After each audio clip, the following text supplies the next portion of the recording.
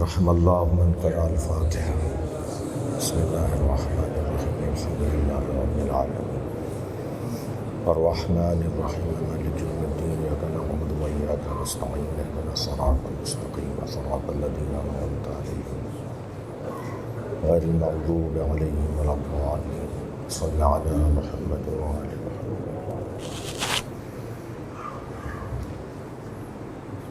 اعوذ باللہ من الشیطان الرجیم. بسم اللہ الرحمن الرحیم.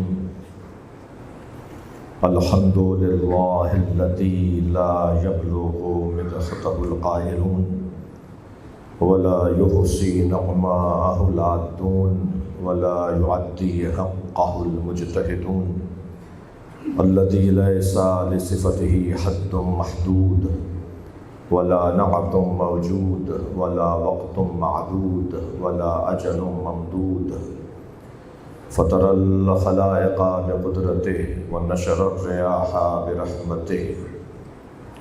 الصلاة والسلام على الرسول المسدد المصطفى العمجد المحمود الأحمد سیدنا و مولانا و مولا الکونین جد الحسن والحسین اعانی ابو القاسم محمد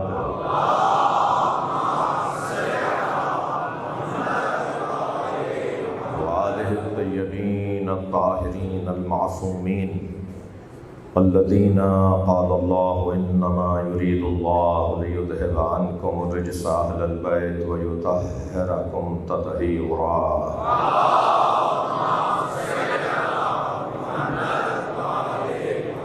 لعنت اللہ علی اعدائهم اجمعین من یوم عداوتهم الى قیام یوم الدین.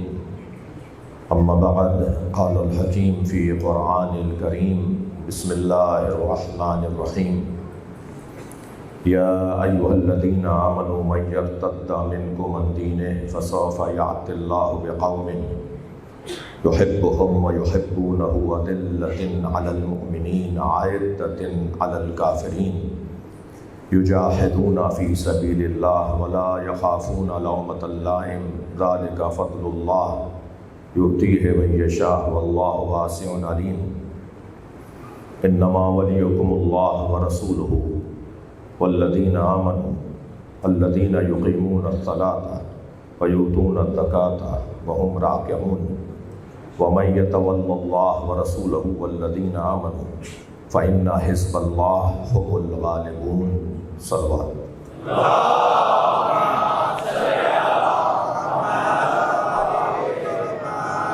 اس سے بلند صلوات دیا کریں.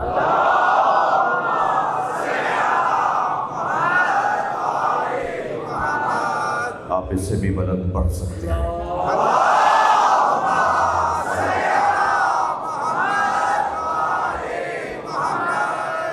التماس کر رہا ہوں سورہ فاتحہ کے لیے حاضرین مجلس کے مرحومین، بانی مجلس کے مرحومین یعنی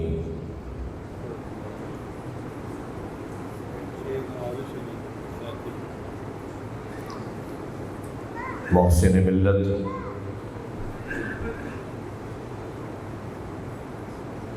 سید سادات اور مومنین اور علماء کے سید. میری مراد حضرت علامہ سید صفدر حسین نقوی النجفی،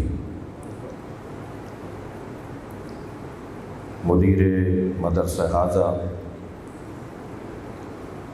حضرت علامہ قاضی نیاز حسین نقوی، اس جامعہ سے بڑا مشفقانہ تعلق مرحوم مغفور زوار الحاج سیٹھ نواز شریف،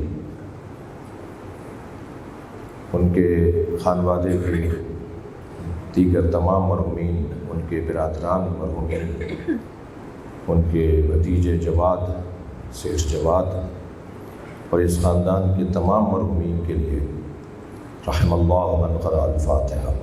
بسم اللہ الرحمن الرحیم. الحمد للہ رب العالمین الرحمن الرحیم مالک یوم الدین إياك نعبد وإياك نستعين اهدنا الصراط المستقيم صراط الذين أنعمت عليهم غير المغضوب عليهم ولا الضالين.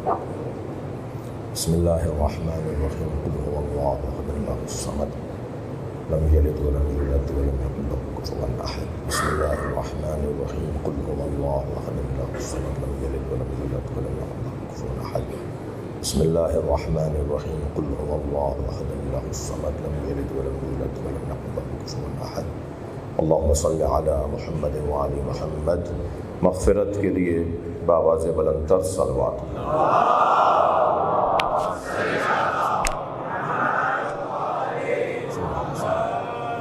ایک اور بلند صلوات دیا کریں.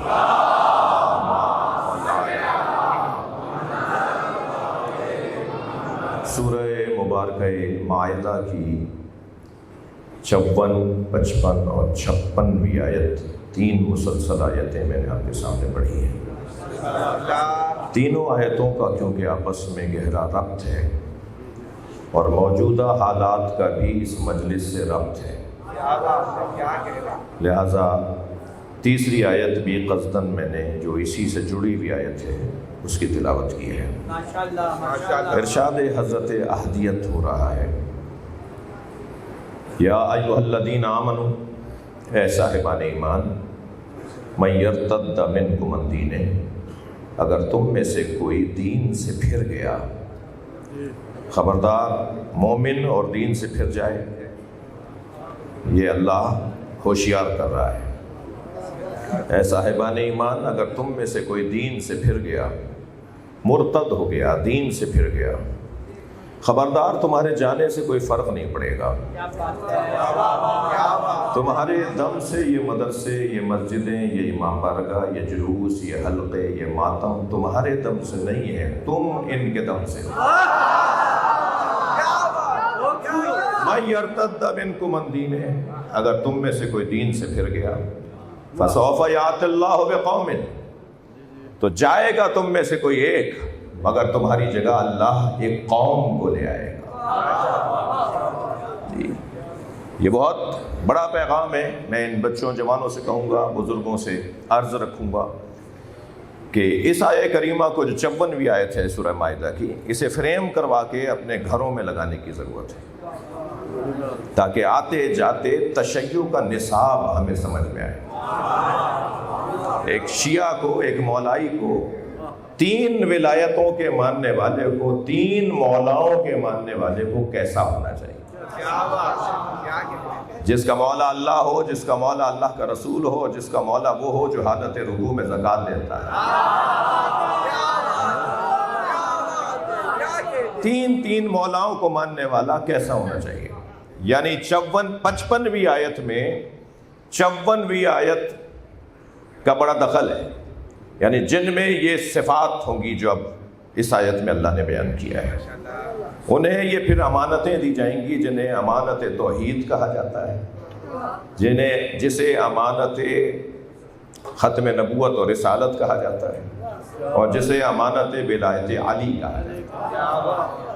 یہ ہر ایک کو نہیں ملے گا، یہ انہیں ملے گا جن میں پہلے سے آمادگی ہوگی، جن میں پہلے سے قابلیت ہوگی. قابلیت کے ایجاد کے لیے اللہ نے اس آیت سے پہلے اس 54ویں آیت کے اندر یہ پیغام نازل کیا. اے صاحبان ایمان، اگر تم میں سے کوئی دین سے پھر گیا تو تمہارے جانے سے کوئی فرق نہیں پڑے گا. بہت سارے لوگ سمجھتے ہیں کہ ہم مر گئے تو سب کچھ ختم ہو جائے گا، اور بعض مریدین سمجھتے ہیں کہ ہمارا پیر مر گیا تو کچھ نہیں رہے گا، جبکہ اس سے بڑے بڑے لوگ آئے، اس سے بڑے بڑے لوگ آئیں گے. نہ پہلے والوں کی وجہ سے زمانہ رکا، نہ میری آپ کی وجہ سے زمانہ رکے گا. یہ سلسلہ چلتا رہے گا اور ہر ایک سے زیادہ بہتر آنے والا ہے. جی 2 ہی بچوں کا نعرہ، 2 ہی بچے اچھے کا نعرہ اسلام کا نعرہ نہیں ہے. جی یہ جو فیملی پلاننگ پر بعض ممالک میں اور ہمارے ملک کے اوپر بھی اس کا اثر رہا، عالمی پالیسی تھی، اقوام متحدہ کی پالیسی تھی کہ بچوں کو کم کرو، وہ ایسی بیماری لگی کہ اب ویسے ہی بچے کم ہو رہے ہیں. جی یہ 2 ہی بچے اچھے، کم تعداد کو کرنا، یہ اسلام کا نعرہ نہیں ہے. اس لیے کہ اگر 2 ہی بچے اچھے کا نعرہ اچھا ہوتا تو پھر حضرت ابو طالب کے چوتھے بیٹے کو علی کہتے ہیں۔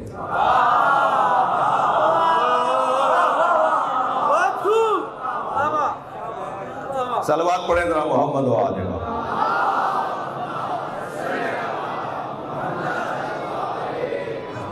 بہت سارے لوگ سمجھتے ہیں کہ ہمارے دم سے ایسا ہے، ہم ہیں تو سب کچھ ہے، اور ہم نہیں رہیں گے تو کچھ بھی نہیں رہے گا۔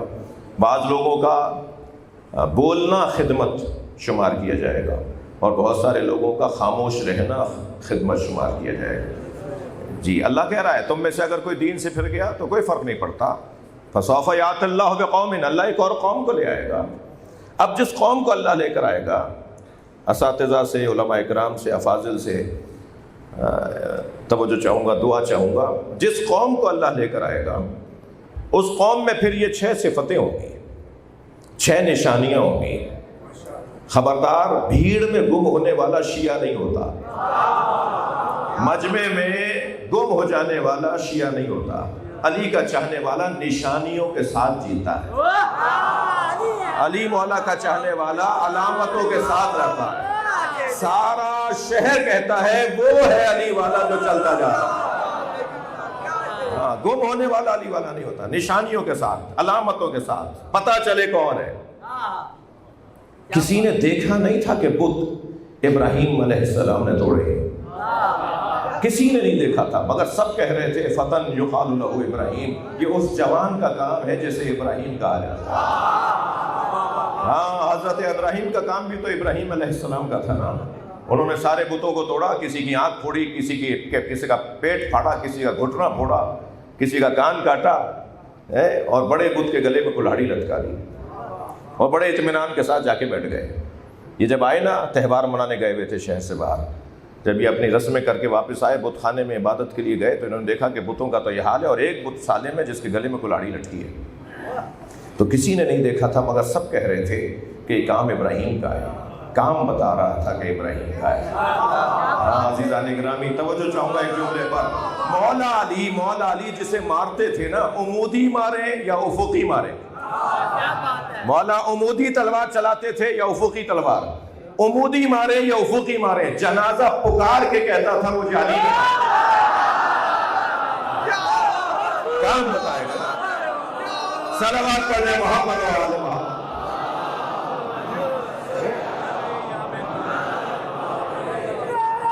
کس اسٹڈی میں علی کی محبت ہے، پہلے پردے سے لیتے آخری پردے تک دونوں ہاتھ بلند کرتے نعرے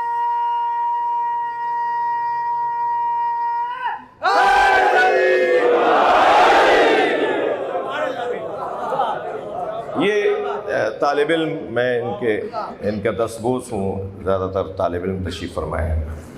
ابھی جب جامعہ میں جو پورے پاکستان کا علمی اور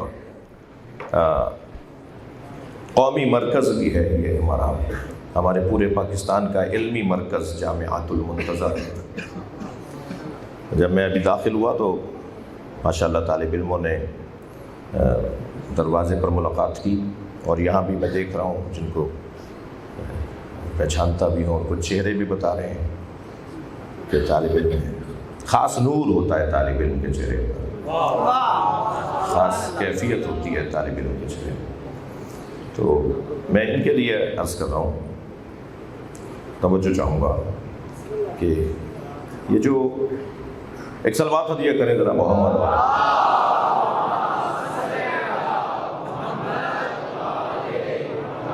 جی میں عرض کر رہا تھا کہ علامتوں کے ساتھ جینا، نشانیوں کے ساتھ جینا۔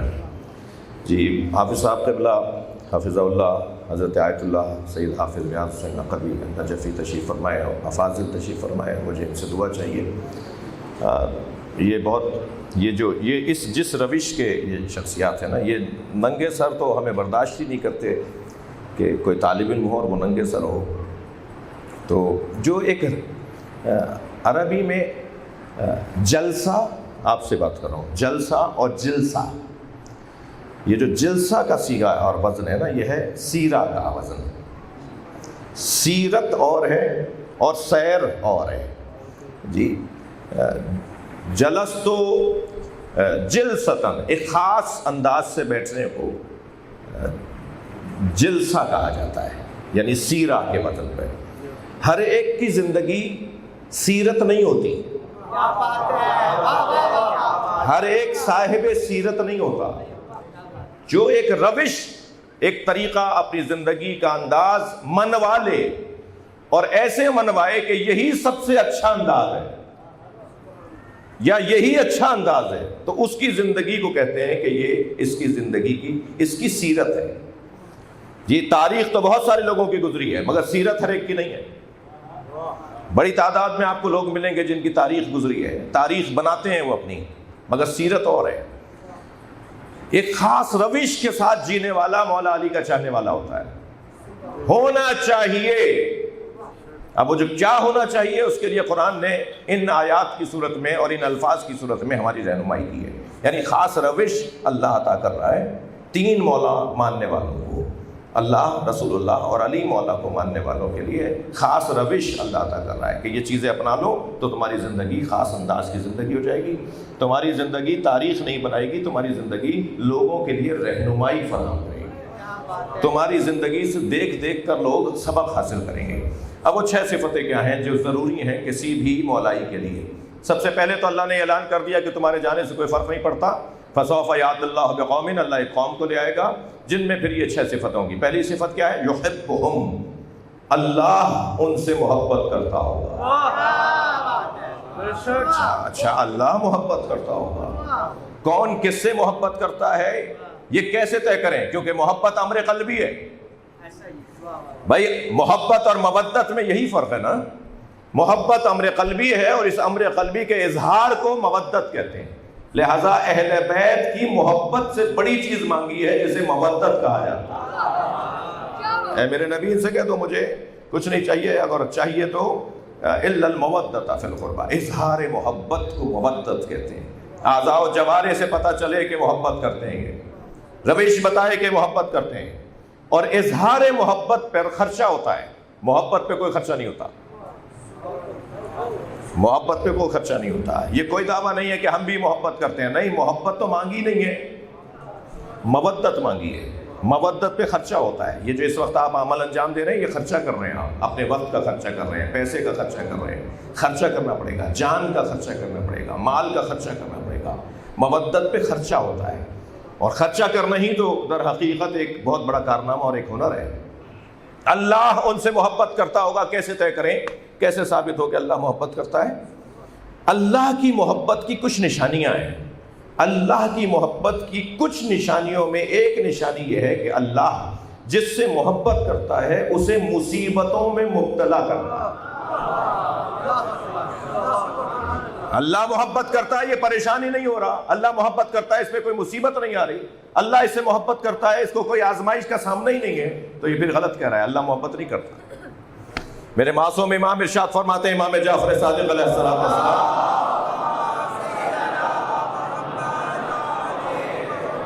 کہ اگر 40 دنوں میں ایک مرتبہ بھی تم پر کوئی آفت نہیں آئی ہے، کوئی مصیبت نہیں آئی ہے، تو اپنے ایمان کی تجدید کرو، تم مومن نہیں رہے شاید۔ کم سے کم 40 دنوں میں ایک دفعہ مصیبت کا آنا ضروری ہے۔ اللہ جس سے محبت کرتا ہے اسے مصیبتوں میں مبتلا کرتا ہے تاکہ اس کی شخصیت کو نکھار کر باہر لائے، تاکہ اسے بڑا آدمی بنائے، تاکہ اسے مضبوط شخصیت بنائے۔ یحبہم، اللہ ان سے محبت کرتا ہے، یحبونہ، دوسری صفت، وہ بھی اللہ سے محبت کرتے ہیں۔ اللہ محبت کرتا ہے، وہ بھی اللہ سے محبت کرتے ہیں، یہ دوسری صفت۔ میں گزر رہا ہوں، کچھ مجھے آگے کی آیت کے اوپر کچھ دیر ٹھہرنا ہے۔ تیسری صفت، اذلۃ علی المؤمنین، ان کی تیسری صفت یہ ہے کہ وہ مومنین کے سامنے متواضع رہتے ہوں گے۔ مومن ہے، اس سے تکبر نہیں کرنا، مومن سے لڑنا نہیں ہے، مومن سے جھگڑا نہیں کرنا۔ یہ قرآن کا دیا ہوا نظام زندگی ہے جو 3 مولاؤں کو ماننے والے کے لیے 54ویں آیت میں بتا کر 55ویں آیت میں مولا بتائے جا رہے ہیں کہ کون ہے تمہارے مولا۔ اب تمہارے اندر یہ صفت ہونی چاہیے کہ جب تم کسی مومن کے سامنے جاؤ، مومن آیا ہے، تم کرسی پہ بیٹھے ہو، ایک ہی کرسی ہے، مومن کھڑا رہ جائے اور تم بیٹھے رہ جاؤ، یا تو اس کے لیے کرسی منگواؤ یا تم بھی کھڑے ہو جاؤ، مومن آیا ہے۔ مومن کون ہے؟ جس کے دل کا مالک علی و بطول ہے۔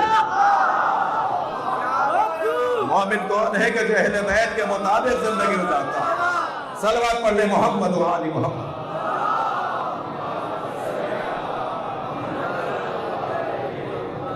اذلۃ علی المؤمنین، مومنین کے سامنے تکبر نہیں کرنا، مومنین سے اکڑ کر بات نہیں کرنی۔ جی، مومنین سے جب تکبر نہیں کرنا تو ان کی غیبت کیسے جائز ہوگی، ان پہ تہمت کیسے جائز ہوگی، ان سے جھگڑا کیسے جائز ہوگا، ان سے لڑنا کیسے جائز ہوگا، ان پہ کیس کرنا کیسے جائز ہوگا، ان پہ مقدمہ کرنا کیسے جائز ہوگا۔ مومنین کے سامنے متواضع رہتے ہیں۔ لیکن کہیں ایسا نہ ہو کہ تواضع عادت بن جائے۔ اللہ ویسے عبادتوں کو بھی عادت دیکھنا نہیں چاہتا، اللہ کرے جو میں کہہ رہا ہوں وہی منتقل کر پاؤں۔ اللہ نمازوں کو بھی عادت نہیں دیکھنا چاہتا، تبھی اس نے ہر نماز کی رکعت کو علیحدہ رکھا، تبھی اس نے جہری اور اخفائی نمازوں کو قرار دیا کہ کہاں تمہیں اونچی آواز میں نماز پڑھنی ہے اور کہاں تمہیں دھیمی لہجے میں نماز پڑھنی ہے۔ دو سگے بھائی، ایک لاہور میں رہتا ہے ایک کراچی میں، ایک ماں باپ کی اولاد، ایک کراچی سے لاہور بھائی سے ملنے آیا، نماز ظہر پڑھنے کے لیے دونوں نے مصلی بچھایا، ایک 2 رکعت پڑھے گا، ایک 4 رکعت۔ اللہ عادت نہیں دیکھنا چاہتا، اللہ بدل بدل کے، تاکہ ایک مرتبہ تمہیں رہے کہ تم عادت کے مطابق عبادت کر رہے ہو یا مشیت کے مطابق۔ کیا بات ہے، واہ واہ واہ واہ واہ۔ مشیت، مرضی پروردگار کے مطابق عبادت کرنی ہے، یہ چاہتا ہے اللہ۔ تو کہیں ایسا نہ ہو کہ تواضع تمہاری عادت بن جائے۔ یہ جھکنے کی عادت کر لی انہوں نے، ہر جگہ جھک جاتے ہیں۔ وہ مولا علی نہج البلاغہ میں فرماتے ہیں، یہ کچھ لوگ ایسے ہیں جو ہر جنازے پر ہوتے ہیں، کچھ لوگ ہر جنازے پر ہوتے ہیں، کچھ لوگ ہر جگہ جھکتے ہیں، ہر جگہ تواضع، ہر جگہ انکساری۔ عادت نہ بن جائے، لہذا فوراً آیت نے لہجہ بدلا۔ اذلۃ علی المؤمنین، متواضع رہتے ہیں، جھکے رہتے ہیں، بچھے رہتے ہیں، گرے رہتے ہیں مومنین کے آگے، مگر یہ عادت نہیں ہے ان کی۔ فوراً لہجہ بدلا، اعزۃ علی الکافرین، مگر کافروں سے وہ اکڑ کر بات کرتے ہیں۔ عادت نہ بن جائے کہیں تواضع ہو۔ یہاں مومن تھا تو جھکے جھکے رہے، بچھے بچھے رہے، چہرہ موڑا کافر نظر آیا تو ایک مرتبہ اکڑ کر ترش اور تند لہجے میں بات کرنا شروع کر دی۔ ایک ہی لمحے میں جو اپنے وجود پر اتنا کنٹرول رکھتا ہو، صلوات پڑھنے ذرا محمد و آل صلی علی اعزۃ علی الکافرین۔ یہ چوتھی صفت ہے۔ پانچویں صفت، یجاہدون فی سبیل اللہ، وہ مسلسل اللہ کی راہ میں جہاد کرنے والے ہوں گے۔ خبردار، جہاد کا مطلب ہمیشہ جہاد بالسیف نہیں ہے۔ یہ جو میں اس وقت اگر قربتاً الی اللہ بولوں تو یہ جہاد باللسان ہو جائے گا، اگر آپ قربتاً الی اللہ سن لیں تو جہاد بالسماع ہو جائے گا، یا آپ کا سننا جہاد ہو جائے گا، میرا بولنا جہاد ہو جائے گا۔ ہر شخص جب اپنی صلاحیتوں کو، جہاد بالقلم ہے، جہاد بالسیف ہے، جب ہر شخص اپنی صلاحیتوں کو اللہ کی خاطر استعمال کرے تو یہ اس کا جہاد ہے۔ یہاں ایک بڑی تعداد میں سافٹ ویئر انجینئر بیٹھے ہوں گے، ایک بڑی تعداد میں یہاں کمپیوٹر کے ماہرین بیٹھے ہوں گے، ایک بڑی تعداد میں یہاں سول انجینئر بیٹھے ہوں گے، ایک بڑی تعداد میں یہاں ڈاکٹرز بیٹھے ہوں گے، جی سیاستدان بیٹھے ہوئے ہوں گے، زمینداران بیٹھے ہوں گے، کوئی نہ کوئی کسی نہ کسی شعبے سے جڑا ہوا بیٹھا ہوگا۔ بس وہ جو شعبہ اس کی زندگی کا ہے، جس شعبے سے وہ اپنی زندگی کو سنوار رہا ہے اور چلا رہا ہے، اس شعبے اور اس مہارت کو اگر اللہ کی خاطر وہ استعمال کرے تو یہ اس کا جہاد ہے۔ مسلسل جہاد کی کیفیت میں، جد و جہد کی کیفیت میں، مسلسل کچھ نہ کچھ کرتے رہنے کی کیفیت میں۔ میرے لیے سعادت مندی ہے کہ اکثریت جوانوں کی ہے اس وقت مجلس میں تو یہاں سے بیٹھ کے دیکھ رہا ہوں نا، اکثریت 70% اس وقت جوان مجلس میں۔ البتہ جو سفید بالوں والے بزرگ بیٹھے ہیں وہ بھی حب علی میں جوان ہیں، بوڑھا کوئی نہیں ہے، سب جنتی ہیں۔ تو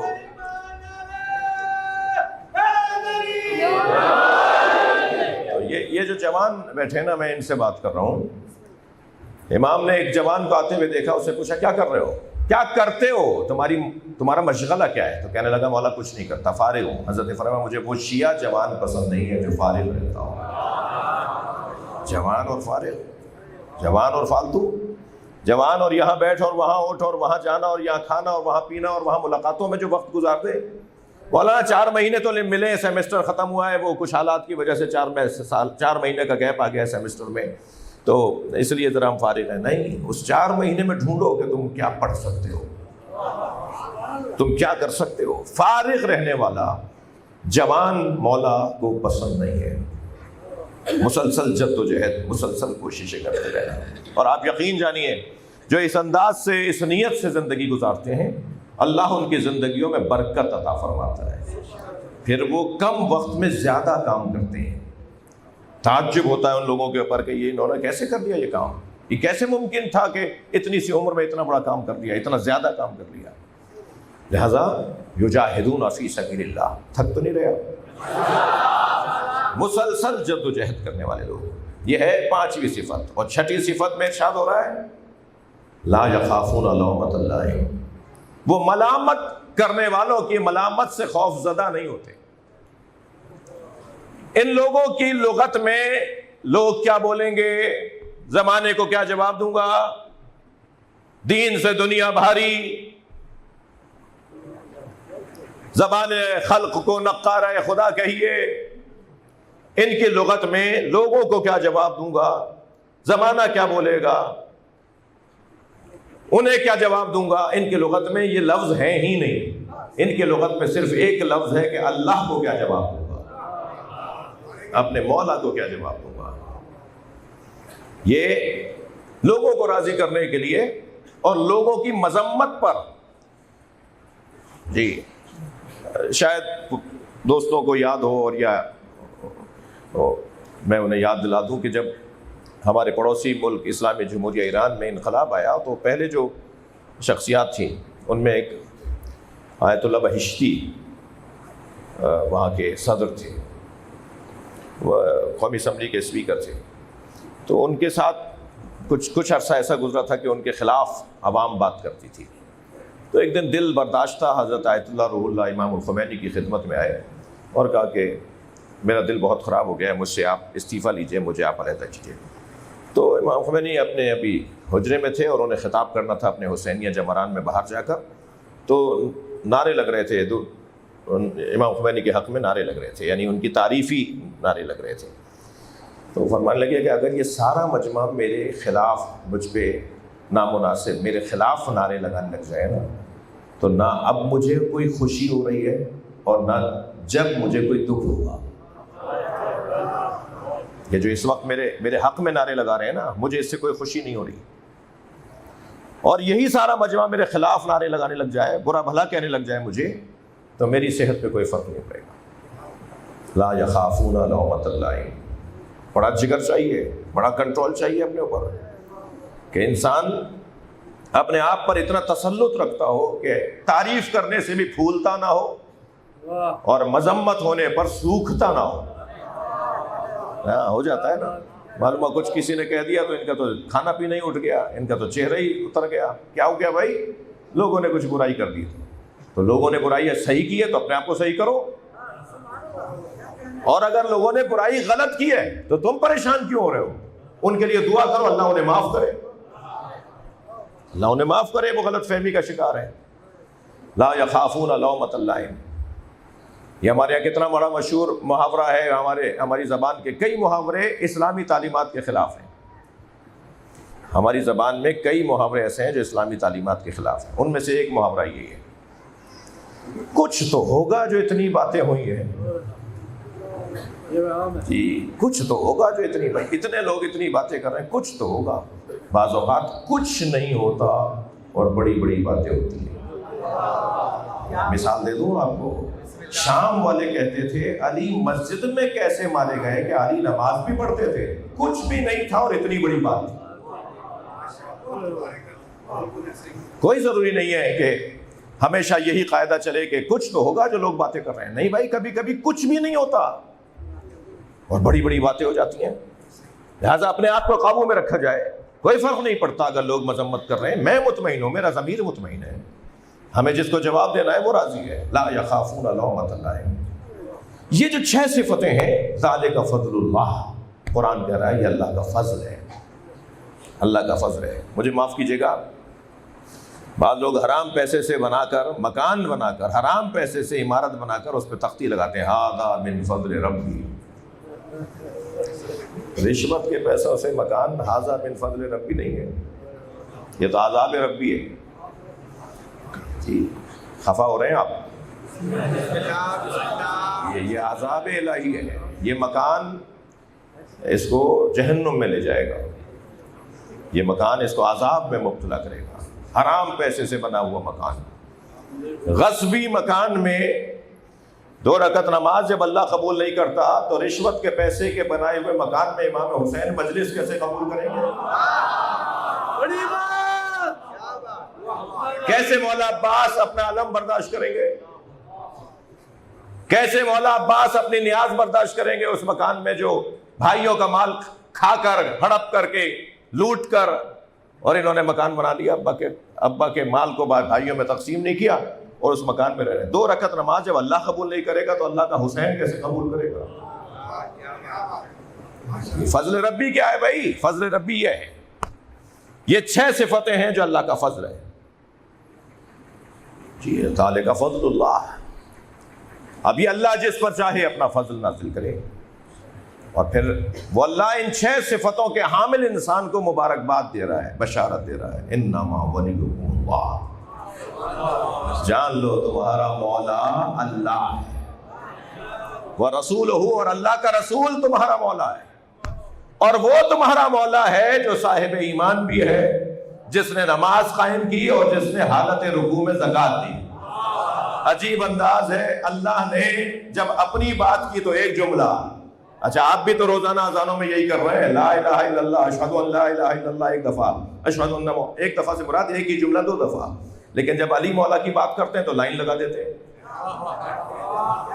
مولا علی کی جب ولایت کا آپ اذانوں میں اقرار کرتے ہیں تو لائن لگا کے 4-6 صفتوں کے ساتھ اذان میں مولا علی کا نام لیتے ہیں۔ اللہ نے بھی سورہ مائدہ کی 55ویں آیت میں یہی کیا ہے، جب اپنی بات کی ہے تو ایک جملہ، رسول اللہ کی بات ایک جملہ، علی کی بات میں لائن لگا دی۔ تمہارا ولی اللہ، تمہارا ولی رسول اللہ، تمہارا ولی وہ جو ایمان والا ہے، جس نے نماز قائم کی، جس نے حالت رکوع میں زکوٰۃ دی۔ اللہ بھی چاہتا ہے کہ علی کی بات زیادہ کرو۔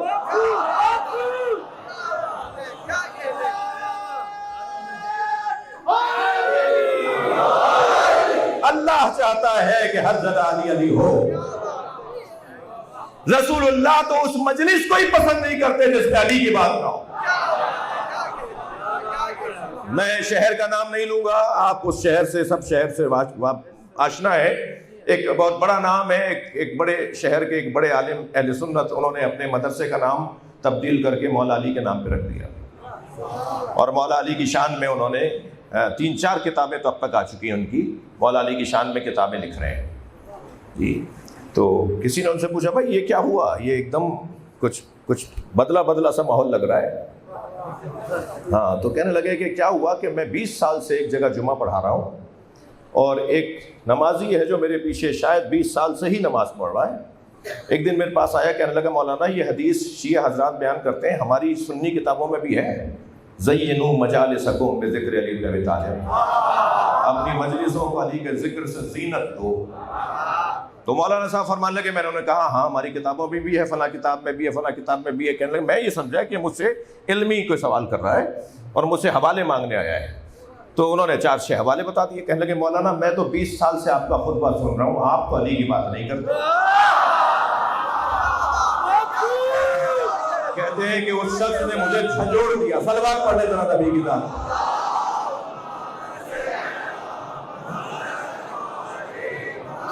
اور اس نے مجھے جھنجھوڑ ڈالا، اور پھر اس کے بعد میں نے یہ طے کیا کہ اب کوئی خطاب نہیں کروں گا جس خطاب میں علی کی بات نہ ہو۔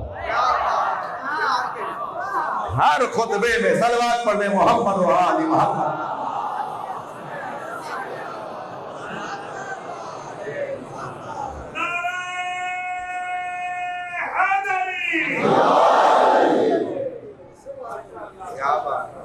تمہارا مولا اللہ، تمہارا مولا اللہ کا رسول، اور تمہارا مولا وہ کہ جو حالت رکوع میں زکوٰۃ دینے والا۔ مولا علی اچھا فقیر میں بھی سمجھدار فقیر تھا، مانگ اللہ کی بارگاہ سے رہا تھا تو دے گا بھی وہی نا جو اللہ کی بارگاہ میں ہوگا۔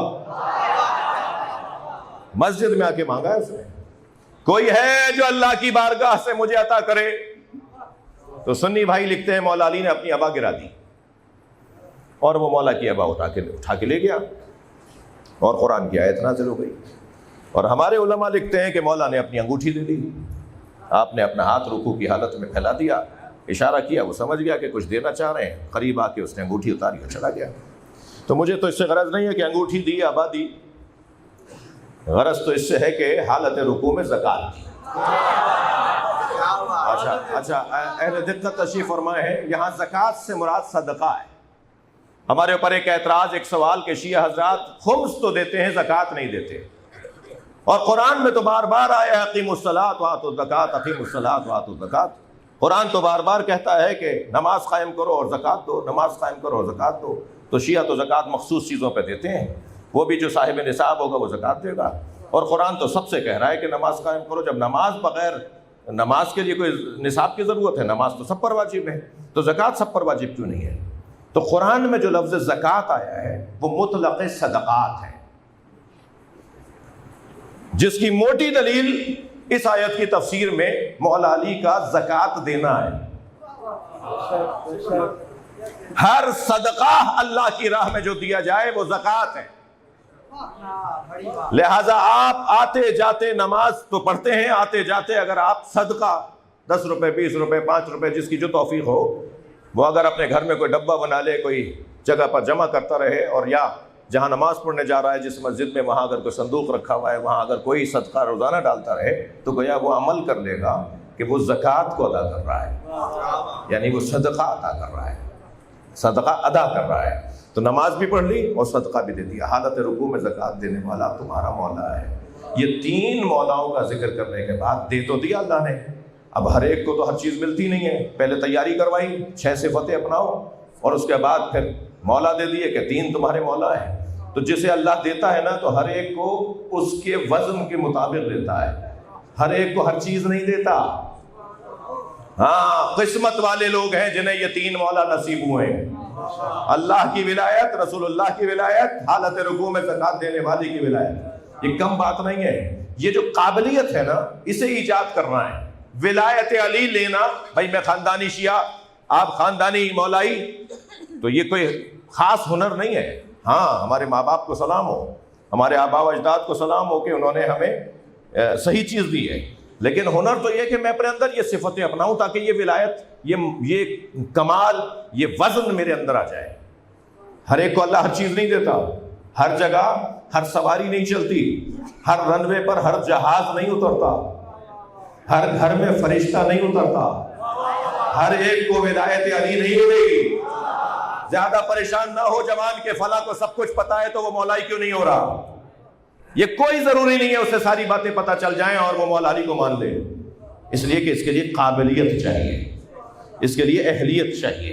اب جب اہلیت ایجاد ہو گئی، 3 مولا مل گئے، اب ان مولاؤں کی ولایت کو لے کے چلنا 56ویں آیت میں بیان ہو رہا ہے۔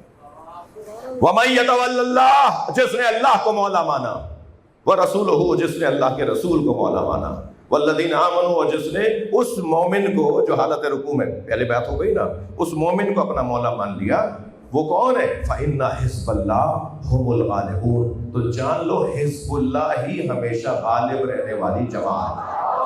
صلوات پڑھ لیں محمد و آل محمد۔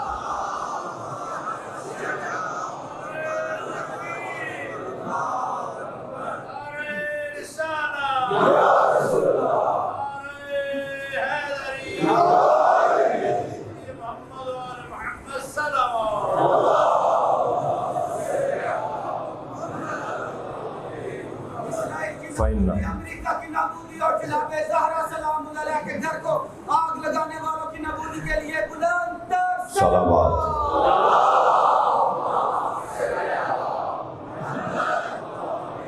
فَإِنَّ حِزْبَ اللَّهِ هُمْ ضمیر منفصل مقدم، ہم الغالبون، وہی غالب ہے، جیتنے والے بس وہی ہیں جنہیں حزب اللہ کہا جاتا ہے۔ حزب اللہ کسی ملک کی جماعت کو نہیں کہتے، جو ان 6 صفتوں کا حامل ہو جائے، اللہ، رسول اور علی کو مولا مان لے، وہ یہاں بھی حزب اللہ ہے، وہ اپنے وطن میں بھی حزب اللہ ہے۔ اللہ نے صبغت اللہ، حزب اللہ، اللہ کا رنگ، اللہ کی جماعت، اللہ کی جماعت کی شرائط ہیں۔ ہر ایک کو ایڈمیشن نہیں ملتا، ہر ایک کا فارم فل نہیں کیا جاتا، ہر ایک کو جماعت میں رکنیت نہیں دی جاتی۔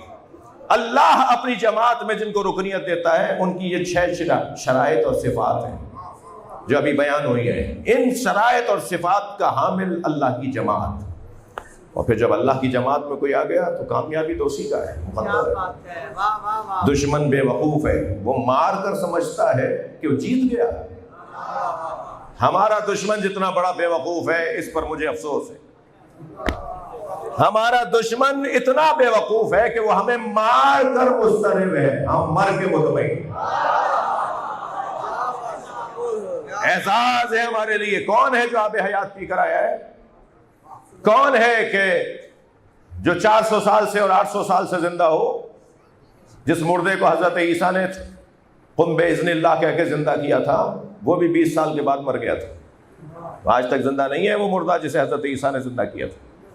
کون ہے جو یہاں پر آب حیات پی کر آیا؟ سب کو جانا ہے نا، موت کی مجلس ہے، سال ثواب کی برسی کی مجلس ہے، سب کو جانا ہے نا۔ کیسے کیسے پہاڑ جیسے لوگ چلے گئے، جی صفدر نشوی صاحب اللہ مقام، کیا پہاڑ شخصیت، قاضی نیاز صاحب کیا محکم شخصیت، سیٹھ صاحب کیسے کیسے لوگ چلے گئے۔ کون ہے جو یہاں ہمیشہ رہے گا؟ بھائی سب کو جانا ہے۔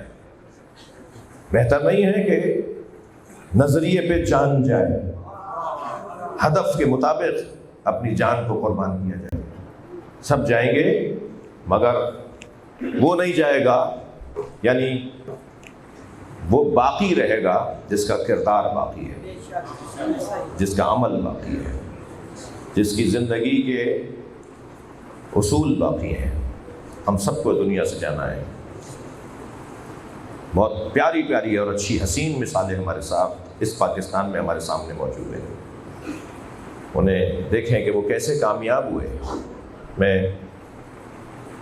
طالب علموں کا خادم ہوں، طالب علموں سے عرض کر رہا ہوں کہ دیکھیں کیسے یہ لوگ کامیاب ہوئے، کیا اصول تھے ان کی زندگیوں میں، کیسے یہ آگے تک آئے، ان کو توفیقات شامل حال ہوئی۔ انہوں نے ایسے ایسے کام کیے کہ جو کام ہم سوچتے ہیں تو لگتا ہے نہیں ہو پائیں گے ہم سے، لیکن انہوں نے وہ کام، مشکل کام کر لیے اور کر کے چلے گئے۔ سرخرو سفید چہروں والے لوگ، چمکتے ہوئے چہروں والے لوگ، جب برزخ میں انہوں نے قدم رکھا ہوگا تو آگے بڑھ کر فرشتوں نے استقبال کیا ہوگا۔ اور آیت القوسچی لکھتے ہیں کہ اعلان ہوگا، آواز دی جائے گی، یہ مہمان برزخ میں آیا ہے، ہوشیار حسین ابن علی آ رہے ہیں۔ یہ مرنے والا کہتا ہے کہ میں سنبھل کے بیٹھوں گا تو سامنے سے امام حسین کی سواری آئے گی، جن کے دائیں اور بائیں 2 جوان ہوں گے۔ میں آگے بڑھ کر امام کے ہاتھوں کا بوسہ دوں گا اور امام برزخ میں خوش آمدید کہیں گے، یعنی وادی السلام میں خوش آمدید کہیں گے۔ برزخ کی بھی ایک وادی، 6 وادیوں میں چھٹی اور آخری وادی وادی السلام، اور امام خوش آمدید کہیں گے تو یہ مرنے والا پوچھے گا کہ حضرت کے دائیں اور بائیں کون ہیں؟ تو جواب دیا جائے گا ایک عباس ہے اور ایک علی اکبر ہے۔ ساری زندگی جس نے امام حسین کے مسائل سنے ہو، جس نے سنا ہو کہ علی اکبر کو سینے میں برچھی کیسے لگی، جس نے سنا ہو کہ امام حسین نے سینے سے برچھی کو کیسے نکالا، وہ اپنے سامنے علی اکبر علیہ السلام کو دیکھ رہا ہوگا، جو 8 محرم کو حضرت عباس کے بازوؤں کے کٹنے پہ رویا ہو جب سنا کہ حضرت کا ایک بازو کاٹا گیا، تو حضرت عباس نے فرمایا ان قطعتم یمینی انی وحامی ابدا عن دینی، اگر تم میرا سیدھا ہاتھ بھی کاٹ دو تب بھی میں اپنے دین کی حمایت سے ہاتھ نہیں اٹھاؤں گا۔ جس نے حضرت عباس کے بازوؤں کے کٹنے پر گریہ کیا ہو، وہ جب برزخ میں حضرت عباس کو دیکھے گا تو اس کا تو دل کرے گا کہ مولا کے قدموں میں گر جائے اور مولا کو مولا کا بوسہ دے۔ حضرتارو، برزخ میں جب امام حسین کی زیارت ہوگی، میرا دل کہہ رہا ہے کہ خود حسین کو حسین کا بوسہ دیا جائے گا۔ چلیے میرے ساتھ ذرا اپنے ذہنوں کو کربلا لے چلے، اللہ آپ کے بدن کو بار بار کربلا لے جائے۔ جب آپ مصائب سنتے ہیں نا تو اتنی دیر کے لیے ہم کربلا چلے جاتے ہیں۔ اس وقت سارا مجمع میرے ساتھ کربلا چلے گا، ہمارا ذہن کربلا چلا جائے گا۔ جی چلیے کربلا چلے۔ حسین مولا صبح سے عصر تک لاشیں اٹھا ہے۔ اجرکم اللہ، اجرکم اللہ۔ جن کے مذہب میں رونا جائز ہے وہ تکلف کر کے نہیں روئیں گے۔ کربلا میں امام حسین 54 برس کے نا، 54 سالوں میں جتنا مصروف دن عاشور کا دن گزارا ہے، امام نے ساری زندگی ایسا مصروف دن نہیں گزارا۔ صبح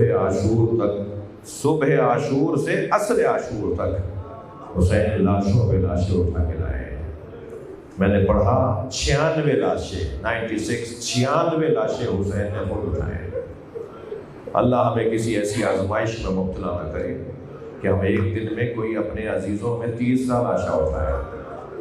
شاید 30 لاشیں اٹھا کے ہماری کمر جھک جائے اور ہم کہیں جا کر گر جائیں اور ہم لوگوں سے کہیں کہ اب ہم سے یہ کام نہیں ہوتا، اب ہم سے لاشیں اٹھانے کی ہمت نہیں ہے۔ سلام ہو زہرا کے بیٹے پر، سلام ہو سیدہ کے بچے پر، صبح سے عصر تک لاشیں اٹھاتے رہے۔ کسی غلام کا لاشا بھی امام نے کسی اور کو اٹھانے نہیں دیا۔ اگر کوئی پڑھ کر کہتا تھا نا مولا یہ غلام ہے، فرماتے تھے میرا مہمان ہے۔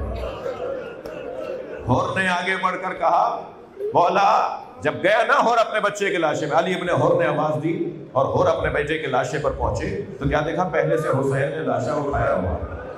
تو آگے بڑھ کر کہا مولا یہ غلام زادہ ہے۔ فرمایا ہور جوان بیٹے کی میت باپ نہیں اٹھاتا ہے۔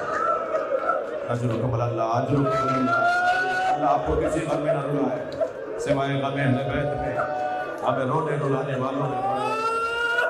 اور جوان بیٹے کی میت باپ نہیں اٹھاتا۔ سلام ہو حسین مولا کی مظلومیت پر۔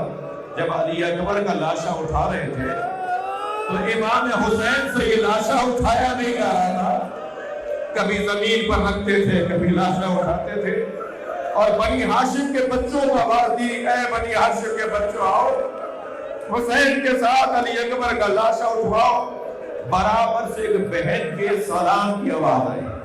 امام نے مڑ کر دیکھا تو جناب زینب کھڑی تھی۔ فرمایا بھائی اس کا لاشا زینب اٹھوائے۔ گریہ ہو گیا، مجلس ہو گئی۔ میرا دل کہہ رہا ہے کچھ دیر اور میرے ساتھ رہیے۔ امام نے لاشیں تو کربلا میں بہت اٹھائے مگر 4 لاشوں پہ حسین بہت روئے۔ امام حسین کی آنکھوں سے آنسو تھمتے نہیں تھے۔ لاشوں کے نام بتا دوں، ایک لاشا حضرت قاسم کا لاشا، یتیم بھتیجے کا لاشا، حضرت امام حسن کے بیٹے قاسم کا لاشا۔ کتنا پیار ہے حضرت قاسم سے، یہ آپ خاص طور پہ 7 محرم کو سنتے ہیں۔ امام حسین نے حضرت قاسم کو روانہ کیا اور جب جناب قاسم نے مدد کے لیے پکارا اور حسین مولا پہنچے ہیں نا اور لاشا لے کر آئے ہیں، تو جب بھی کسی شہید کا لاشا امام لاتے تھے اس شہید کی وارث بیوی آگے بڑھ کر استقبال کرتی تھی۔ مگر عجیب منظر تھا، حسین لاشا لا کے کھڑے ہیں، ساری بیویاں کھڑی ہیں مگر اس شہید کی ماں نظر نہیں آ رہی، اس بچے کی ماں جناب ام فروا نظر نہیں آ رہی۔ تو جناب زینب سے تعجب سے امام حسین نے پوچھا بہن زینب بھابھی ام فروہ کہاں ہے؟ تو بی بی نے فرمایا کہ بھیا جب قاسم کی شہادت کی خبر آئی تھی تو بھابھی پشت خیمہ پر چلی گئی تھی. اب جا کر جناب زینب نے دیکھا تو کیا دیکھا؟ سجدے میں سر ہے اور جناب ام فروہ تسبیح پڑھ رہی ہے. شکرا شکرا حقا حقا، یا اللہ تیرا شکر ہے تو نے میری قربانی قبول کر لی. یہاں جیسے ہی سجدہ مکمل ہوا جناب زینب نے فرمایا بھابھی آپ کو حسین بلا رہے ہیں. آئی وہاں جہاں لاشا تھا، اپنے بچے کا لاشا غور سے دیکھا، امام حسین کو دیکھ کے فرمایا بھائی حسین مجھے قاسم کا خون بھرا کرتا چاہیے. ہاں مجھے قاسم کا خون بھرا کرتا چاہیے. امام حسین نے بھی نہیں فرمایا بھابھی اس کرتے کا کیا کرے گی جو گھوڑوں کی سموں سے چاک چاک ہو گیا، جو تار تار ہو گیا. ماں مانگ رہی تھی نا زیادہ رو. کچھ ہی دیر میں امام حسین نے وہ خون بھرا تار تار کرتا جناب ام فروہ کو دے دیا. بی بی نے اسے خیمے میں لے جا کے رکھ دیا. عاشور کے دن عصر کے وقت خیمے لٹے.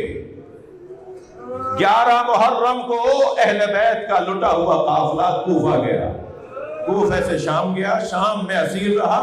اسیری سے رہائی ہوئی تو تبرکات واپس آئے، سر واپس آئے، چادریں واپس آئیں، زیورات واپس آئے. ہر بی بی نے اپنی اپنی گٹھڑی اٹھائی ہوئی تھی اور بی بی ام فروہ نے اپنی گٹھڑی سینے سے لگائی ہوئی تھی. یہ قافلہ شام سے کربلا آیا، کربلا سے مدینہ گیا.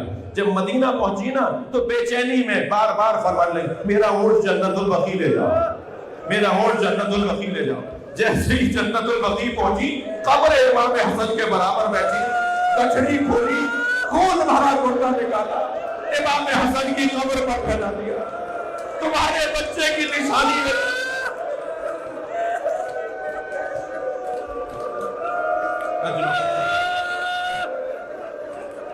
ایک لاشا جس پر امام حسین بہت روئے وہ حضرت قاسم کا لاشا.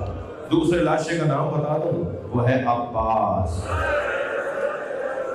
لاشا چھوڑ کر آ گئے نہر کے کنارے مگر مڑ مڑ کر اپنے بھائی کا لاشا دیکھتے رہے. تیسرے لاشے کا نام بتاؤ، وہ لاشا ہے علی اکبر کا لاشا. عزاداروں بہت گریہ ہو گیا، مجلس ہو گئی. چوتھے لاشے کا نام سن لیجئے. چوتھا لاشا چھوٹا بہت تھا مگر امام حسین سے غصہ نہیں تھا. کبھی آگے جاتے تھے نا للہ، کبھی امام حسین الٹے پیر واپس آتے تھے. رضن بقضائہ و تسلیما لامرہ، اجرکم اللہ اجرکم اللہ. ہو گئی مجلس عزاداروں. مگر میرا دل کہہ رہا ہے جب اس کربلا کے سب سے ننھے شہید کا ذکر کیا کرے نا تو ایک سلام اس کی ماں کو ضرور ہے. بڑا جگر تھا جناب رباب کا، بڑا حوصلہ تھا جناب رباب کا. امام حسین فرماتے ہیں مجھے وہ گھر اچھے لگتے ہیں جن گھروں میں سکینہ اور رباب نامی عورتیں ہوتی ہیں. ہاں بڑی وفادار بی بی ہے جناب رباب. ایک امانت حسین مولا کے ہاتھ میں دے دی اور ایک کو زندان شام میں چھوڑ کر آ گئے. بڑا حوصلہ تھا. جب تک زندہ رہی کبھی سائے میں نہیں بیٹھی جی. اور جب دھوپ میں بیٹھ کر مرثیہ لکھتی تھی، جناب رباب کے مرثیے ہیں، مرثیوں میں کبھی امام حسین یاد آ جاتے تھے تو امام حسین پہ مرثیہ لکھتی، کبھی علی اصغر یاد آ جائے تو علی اصغر پر مرثیہ لکھیں. ایک علی اصغر پہ مرثیہ لکھتی ہوئی جناب رباب نے ایک شعر جس کا اردو مفہوم یہ ہے. بی بی فرماتی ہیں علی اصغر میں نے بہت بچے دیکھے جن کا دودھ چھڑایا جاتا ہے تو لاڈ اٹھایا جاتا ہے، مگر میں نے تجھ جیسا بچہ نہیں دیکھا جس کا تیر سے دودھ چھڑایا گیا، جس کا تیر سے دودھ چھڑایا گیا. میں ابھی پچھلے دنوں دوسری تیسری مرتبہ ہندوستان گیا تھا. لکھنؤ مجلس تھی. لکھنؤ کے امام بارگاہوں میں، مدرسوں میں ہر جگہ جانے کی توفیق ہوئی. تو ایک امام بارگاہ میں نے ایک خاص دن تھا. کیا تھا؟ میں نے ایک عجیب منظر دیکھا. ہندو عورتیں کٹوروں میں دودھ لے کر آ رہی. تو میں نے پوچھا یہ کیا ماجرا ہے؟ تو کہنے لگے کہ ان کی اولاد ہونے کی منت پوری ہوئی ہے تو یہ علی اصغر کے نام کا دودھ چڑھانے آئے. بنارس انڈیا جامعہ مدرسہ جوادیہ، مدرسہ الجواد، کہ مولانا ولی الحسن صاحب، مولانا شمیم الحسن صاحب کا جو مدرسہ ہے ظفر الملت کا مدرسہ، ان کے بھتیجے مولانا روح الظفر اس وقت بمبئی کے امام جمعہ بھی ہیں، وہ ہمارے ساتھیوں میں سے ہیں، میرے دوست، میرے عزیز. تو وہ فرمانے لگے کہ روز عاشور بنارس انڈیا میں ان کے امام بارگاہ سے تعزیے کا جلوس نکلتا ہے اور وہ بنارس کی کربلا میں جا کے ختم ہوتا ہے. تو کہنے لگے جلوس نکلا تو ہم چند دوستوں نے طے کیا کہ ہم آگے جاتے ہیں تاکہ صفائی ستھرائی انتظامات دیکھ سکیں. کہنے لگے ابھی ہم آگے گئے تو ایک چوک پر ہزاروں کی تعداد میں ہندو عورتیں نظر آئیں، یعنی چوک رکا ہوا تھا عورتوں سے جو ہندو عورتیں جمع تھیں. کہنے لگے ہم قریب گئے تو ہمیں محسوس ہوا کہ ہر گود میں دودھ پیتا ہوا بچہ ہے. کہتے ہیں ہم برابر سے گزرے تو ایک عورت کی آواز آئی، بھائی مسلمان لگتے ہو؟ تو ہم نے کہا ہاں مسلمان ہیں. کہنے لگے مسلمان ہو تو بتاؤ بابا حسین کا جلوس کب آئے گا؟ کہنے لگے میں نے ان سے کہا تمہیں بابا حسین کے جلوس کا انتظار کیوں ہے؟ کہنے لگے تمہیں نہیں پتا آج حسین کا بچہ بھوکا مارا گیا، ہم آج اپنے بچوں کو دودھ نہیں پلاتے جب تک تعزیہ کا افراد نہ دیا. اللہ کیا جگر تھا جناب رباب کا. میں بات کروں گا، اللہ کرے میرا مجمع محسوس کر جائے. بیوی نے شام غریبہ میں پانی پیا، کھانا کھایا، آدھی رات گزری تو جناب زینب نے دیکھا کہ جناب رباب مضطرب نظر آ رہی ہیں. کبھی کسی بیوی کی گود میں جا کے کسی کو تلاش کرتی ہیں، کبھی کسی بچے کے برابر میں جا کر کسی کو تلاش کرتی ہیں. جناب رباب چین سے بیٹھ نہیں رہی، آرام سے بیٹھ نہیں رہی. تو جناب زینب نے آگے بڑھ کر کہا بھابی کچھ دیر آرام کر لیں. تو روتے ہوئے فرمایا تم نے مجھے کھانا کھلایا، تم نے مجھے پانی پلایا، مجھے اپنا بچہ یاد آ رہا، میرا بچہ بھوکا مار میرے علی اصغر کو بھوکا مار دیا.